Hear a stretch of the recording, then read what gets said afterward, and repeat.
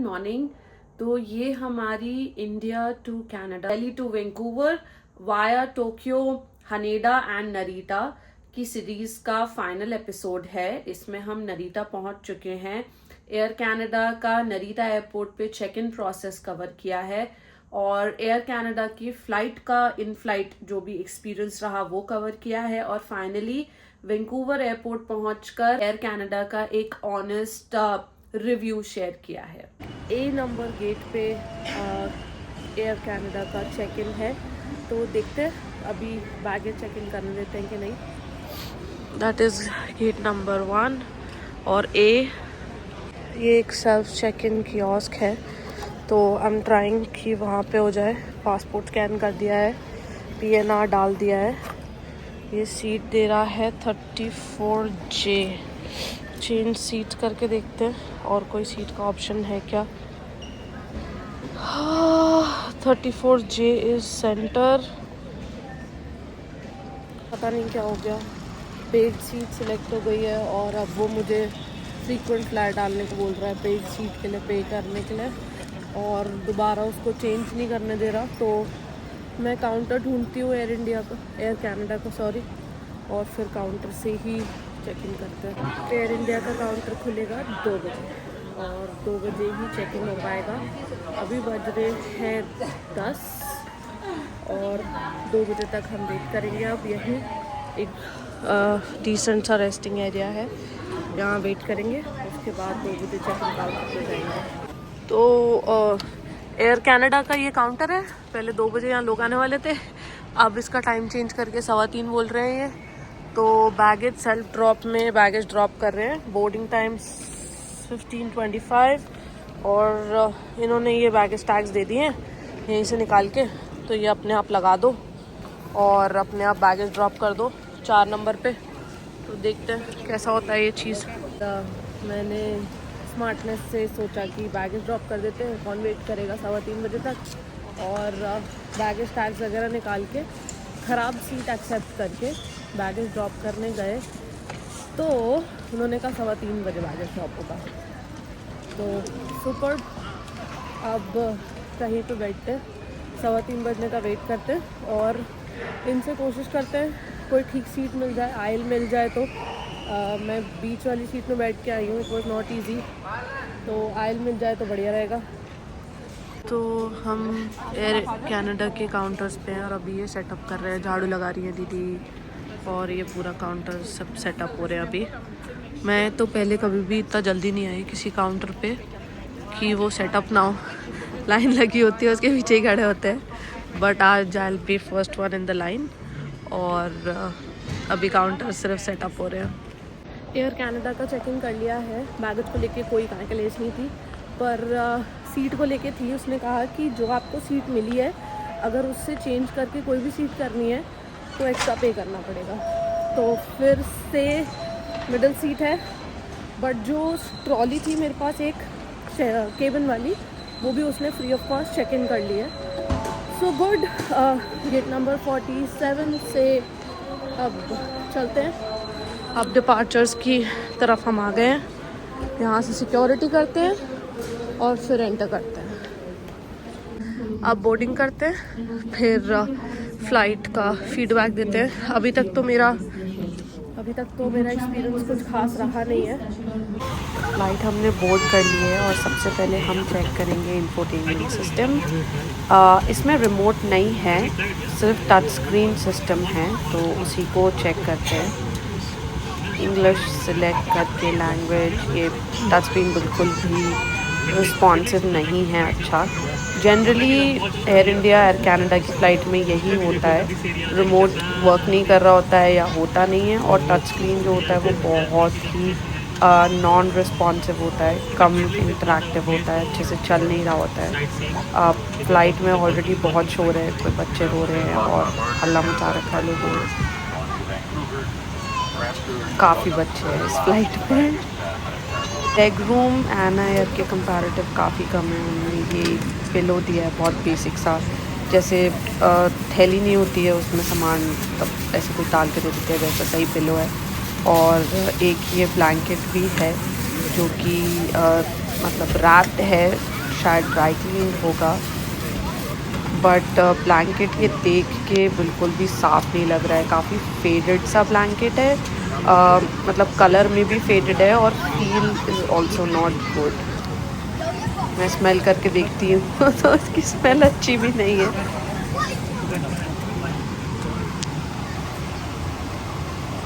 Air Canada ने take off के लिए लाइट्स को बिल्कुल डिम कर दिया। जनरली ऐसा ही होता है जब आप टेक ऑफ या लैंड कर रहे होते हो तो केबिन लाइट्स को डिम कर दिया जाता है।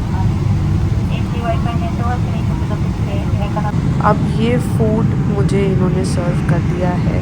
दिस इज़ वेजिटेरियन मील और वीगन मील। इसमें एक ये बन है, कुछ तो लुक्स लाइक डिज़र्ट है, ये एक बीन जैसा स्वीट, फ्रेंच स्वीट लिखा है। फिर पानी की बॉटल है, एक वाटर जिस पे कनाडा का, एयर कनाडा का लोगो है। सैलड है, इसमें भी कुछ सॉसेस हैं। This is vinaigrette dressing and butter. और ये है लीफी सैलड, अंकित को बहुत पसंद है, आई डोंट लाइक इट। और ये है vegan meal. This is the vegan meal that they have provided, but मैंने एशियन वेजिटेरियन मील सेलेक्ट किया था, ना कि वीगन मील। तो ये कुछ तो वियर्ड लग रहा है मुझे, मैंने ये वीगन मील ऑर्डर नहीं की है। बहुत ही अजीब सा इसमें वेजिटेबल्स और पता नहीं क्या कबाब्स और कुछ तो है, लग तो वियर्ड रहा है। I don't know how am I going to eat this. मैं जनरली ऐसे वेजिटेबल्स और वो सब खाना बहुत इंजॉय नहीं करती हूँ।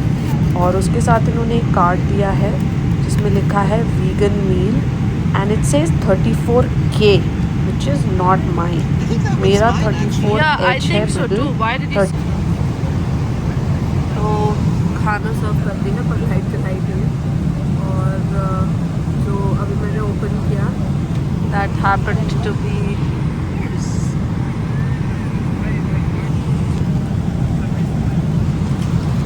पता नहीं एयर कनाडा का हमेशा का नाटक क्यों है। बहुत ज़्यादा टर्बुलेंस है, सीट बेल्ट साइन ऑन है, काफ़ी टर्बुलेंस है। अभी तो बस टेक ऑफ किया है, थोड़ी देर हुई है।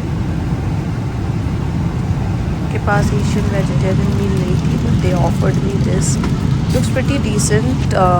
कुछ तो ये नूडल्स का सैलड है, और ये corn potato Russian salad type है, एक बन है और फ्रूट्स हैं। मुझे ये फ़्लाइट का मैप देखना बड़ा मज़ा आता है इसको देखने में। तो ये अभी पूरा रूट दिखा रहा है नरीटा टू वैंकूवर, और यू विल नोटिस कि इस पूरे रास्ते में नीचे पानी ही पानी है, मतलब we are not flying on land, we are just flying on water. तो जापान से जो वैंकूवर का रास्ता है वो पूरा पैसिफिक ओशन के ऊपर से क्रॉस होके जाता है। तो नीचे आपको बिल्कुल भी लैंड नहीं दिखेगा, सिर्फ और सिर्फ पानी दिखेगा। जनरली इस वजह से भी टर्बुलेंस जो है वो काफ़ी ज़्यादा होती है। तो ये है एयर कनाडा की फ़्लाइट का वॉशरूम, क्वाइट डिसेंट क्लीन। मैं मतलब इट्स अजीब मैं कि मैं आपको दिखा रही हूँ, बट काफ़ी लेग रूम है इसमें, काफ़ी एरिया है, काफ़ी बड़ा वॉशरूम है ये। जनरली मैंने इतने बड़े वॉशरूम्स नहीं देखे हैं फ़्लाइट में। ये इसी फ़्लाइट का एक दूसरा वॉशरूम है जो कि सारे वॉशरूम की तरह छोटा सा है। सो बेसिकली इस फ़्लाइट में 2 वॉशरूम्स हैं, एक बड़ा और एक छोटा स्टैंडर्ड। ये कुछ इन्होंने पानी और पीनट्स वगैरह रखे हुए हैं। तो मुझे वेजिटेरियन मील मिली नहीं, so I am picking up some pound cake and peanuts. Flight जो है वो पूरी फुल है and almost everybody is sleeping. मतलब एकदम अंधेरा है और सब लोग रेस्ट कर रहे हैं। लॉन्ग फ्लाइट्स में जनरली ऐसा ही होता है। ये मैंने एक बहुत ही वियर्ड चीज़ नोटिस करी। तो अलास्का हम सब ने सुना है, but there is this place called Unalaska. आपने सुना है क्या? ये बाहर ऑलमोस्ट रोशनी हो गई है, सनराइज़ हो गया है। हम अपनी डेस्टिनेशन से 596 किलोमीटर्स दूर हैं।